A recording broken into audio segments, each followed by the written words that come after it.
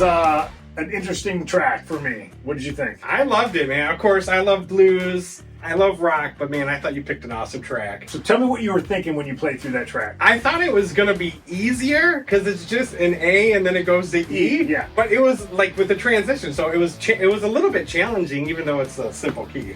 One of the things I've realized from us hanging out and doing this has been so beneficial to my playing is I pick tracks that are just, you can drone in E minor, A minor, G, whatever. It's just one key and it's pretty much, you almost can't hit a bad note. Playing to these changes is so difficult for me. And I do a lot of a cappella guitar stuff. Again, if there's nothing playing to clash with, I feel you. So it's like, because I think it brings out a lot of the individual playing when you have such a simple track. Like again, with this was like a rock blues track. There's like no hiding. Like I like to hide a lot. You're not right. Well, here's the thing. You like to hide. I like to not think. I have all my patterns. I have whatever, and then you find a note that you like. Yeah. This, I felt like I had to like be ready. Like I'm counting bars and like I'm doing things that I don't normally do. So I definitely fell out of my element. So let's talk guitars for a second. So I wanted to talk about this. I know you've had this for a while now. Yeah. Talk Relic. Talk this guitar. So ever since I was young, I've wanted a Relic guitar. So a couple years ago. Yeah. Yeah. When I was a wee young lad. Yes. No, so this past year, I ended up just buying a made in Mexico Strat. Okay. Red. It had some chips in it.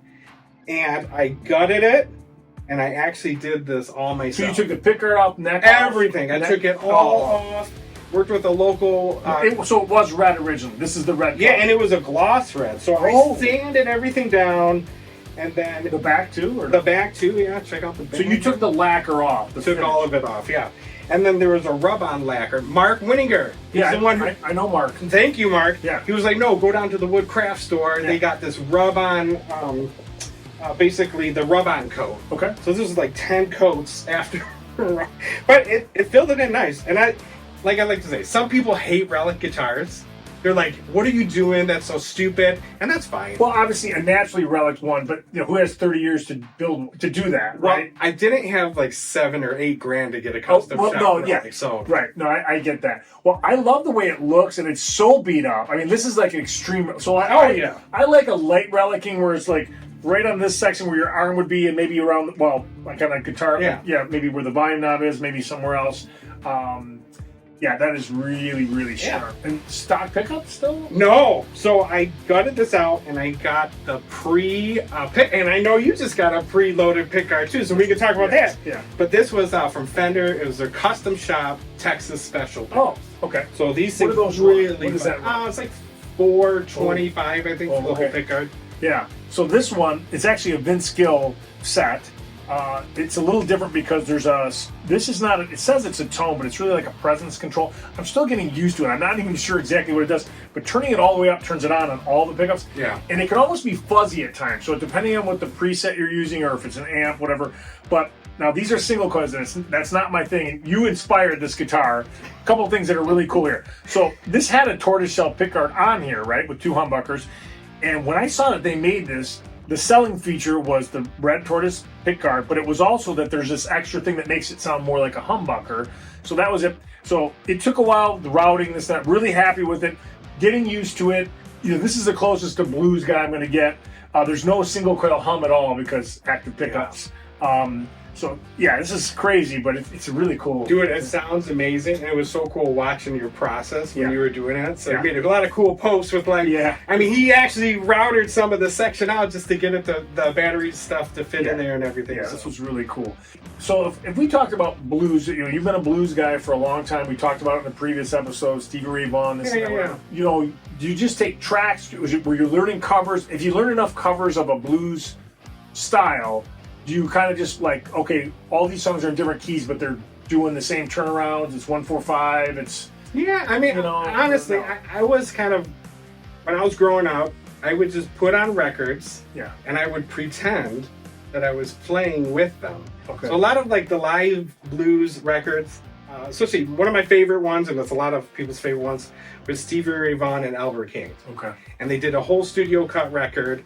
And a lot of that is just like, okay, well, if I was the third guy sitting in the session and you're listening, so I think with the blues, a lot of it's like listening to what's going on and then responding. Okay. So when it's like, it's a back and forth conversation. No, I get that. And so you start learning, it's like, oh, I'm saying this phrase, but it's emoting something. Right, so. I get that.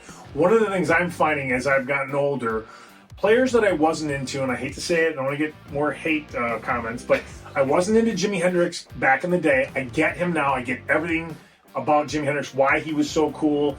You have to almost transport back to the 60s and understand why that was so cool. But like even Jeff Beck. So I got into Jeff Beck way after the fact, before he passed, but way after the fact, through other guitar players. Steve Lukather, Prashant Aswani. Those guys do these things. I call it milking, but they milk a note with the trem, and there's just in and out of pitch stuff, whatever. And I'm not saying I'm trying to be back at all, because I'm not. I'm trying to emulate some of my other favorite guitar players. But in a comment, the nicest comment, someone said, "Oh, it's very Beckish," and I'm like, maybe they didn't mean Jeff Beck. Maybe they meant Beck. You know, devil's haircut. I don't know. I took it as Jeff Beck, but you know, like I said, I mean, the thing about playing guitar is, you know, you might try to sound like Mark Tremonti or Clapton or Jeff Beck or whatever, and then mix somebody else in, and then your own limitations and maybe things that you're good at create a blend of all those styles. You know what I mean? And it's kind of I think everybody's stealing from somebody in a little bit. They're paying. Yeah, I like to call it influence. We're all influenced by somebody, and again, it's like if it takes you to a place to where it inspires you and makes you journey out like past the edge of where we're comfortable, then it's worth it. To me, that's worth it. Kind of taking that, you know, going to that edge and just going over it a little bit. Hey Josh, I have a question for you. So if you could give one piece of advice, it could either be about blues or playing in general. I guess we're talking about blues, so maybe, but if anything that comes to mind, like either something you wish you would have known or just something that helps you, you know, become a better player, soloist, melodies, you know, whatever. Is there something, guitar tip or something that you would recommend? Man, it's kind of hard. That was a big, vast question. You want me to narrow it down, or you? No. Okay.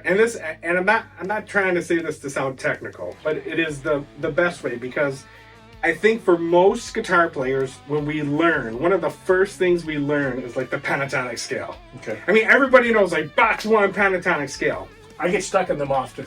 Right. So the biggest advice is start putting in the major third. Okay. So if you're playing that box 1, and you would imagine, let's say you're an A, imagine the major scale of like do, re, mi, mi. Right. Well, the major third, you put that in, you put in the flat 5th. Yep. So that's the blue note. Yep. So that the major third's happy. You got chromatic 3 right there. The flat 5th is evil. Yeah. And then the major 6th. Yeah. No, I get that. So if you put in the 3rd and the 6th while you're playing, that's that going in and out of major minor that everybody talks about. Like, oh my gosh, how do they do that? Yeah. That's the trick. It's just those two, the major 3rd and the 6th. So let's dovetail this. So I get what you're saying there, and I'm not doing it, but as much as I should, but I get it.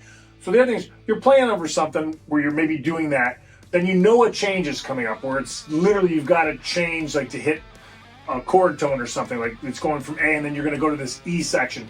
Do you try to land on E, or do you go to the 3rd? Do you have like any rule of thumb on that? No, I mean you just put your Godzilla bends in there. That's it. The other secret is if you're lost for a second in blues, just go up and down and make some noise, rake, because all that stuff, it gives you just like a second, and then you can always lead back in. Hey, that was a really good tip. All right. Okay, so one of the things I took away from this, and again, these were never set up to be guitar lessons for me, but I feel like they're really great guitar lessons. When you know, as guitar players, when we're young, I don't know if it's taught to be competitive against each other, but it's also, you know, it did seem a little competitive, where like we're competing for the same gigs, the same spots, bands. I don't know.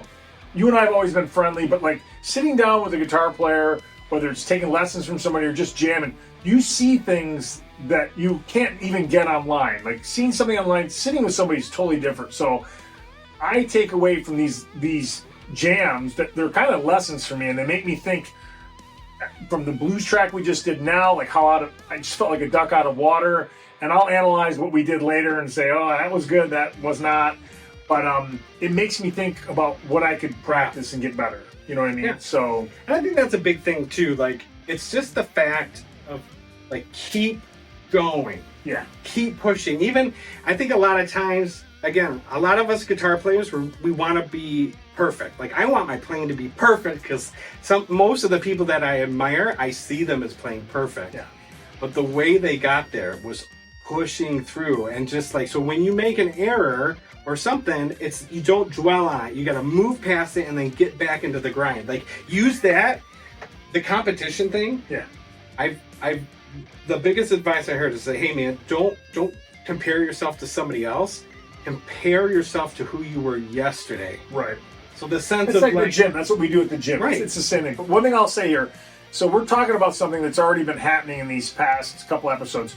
So as a guitar player, I like to be really technical. That's always my goal, is to be technical, but also have the feel, whatever. So a lot of times when I'm jamming by myself or to a track, I'll catch a little piece of something that I like, and then I'll realize, hey, this is close, but it's not perfect. So I'll just work a section and section and section. So it takes some of the musicality out of it, even though you're making it more perfect.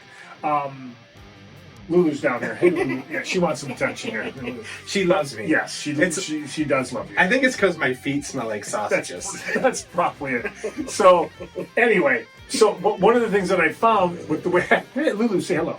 So one of the things I found with the way we're working is Josh does this thing where we just play end to end. So like if you make a mistake, my knee-jerk thing is, okay, stop recording. But we just keep recording, and he's just go, and it's a been a process, and I'm using this now when I create my other videos or acapella guitar clips, whatever.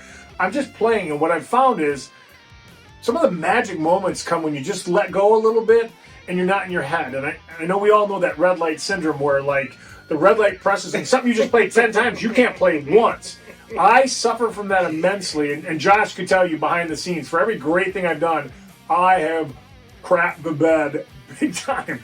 But this is helping me become the player I really want to be. I think a lot of Instagram and YouTube guitar players, you know, there's obviously some talented people out there, but a lot of people, you woodshed a 30-second clip, 40-second clip for hours and then record it, and you did play that, but could you play it again, right? So I love some of the natural stuff that's coming out in these clips.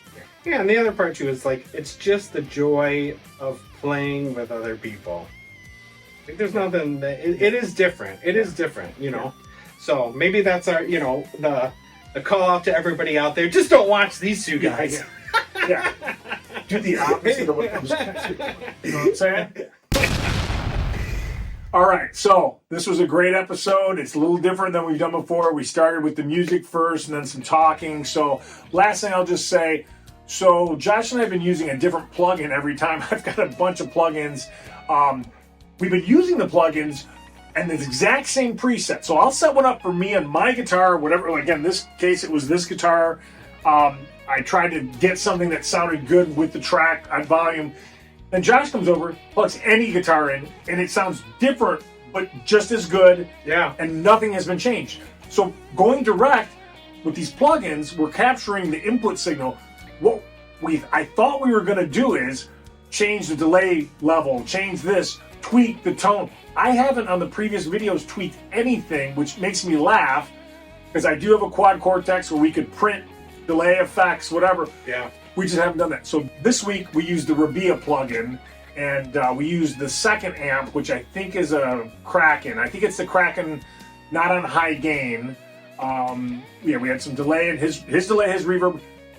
Nothing outboard, just that. So yeah, it worked fantastic. I thought it flowed for this track. I love it. Every time I get to come to this man cave, it's like I feel like a kid, like in a candy shop. And it's like, oh, there's the perfect tone just waiting for me. Tim always has the perfect tone just waiting for me. So it's like, X-Man's Guitar Dojo. All right, so this is episode 3. I think it went really well. We're open to new ideas. We want to do something totally different. I've got a couple ideas. Not sure what we're going to do exactly yet, but it'll be different. I'm calling it the quest for fire. So if you're out there, if you guys do want to see stuff, just let us know, and we'll do it for you. All right. I like that idea. Till next time. Till next time. Peace.